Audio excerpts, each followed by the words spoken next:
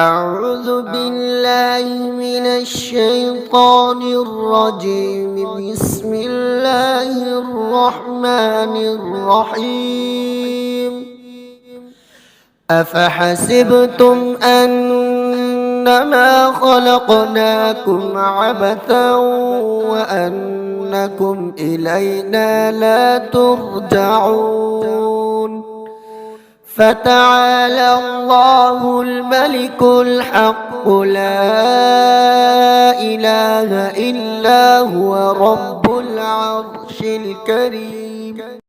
ومن يدع مع الله إلها آخر لا برهان له به فإنما حسابه عند ربه إنه لا يفلح الكافرون.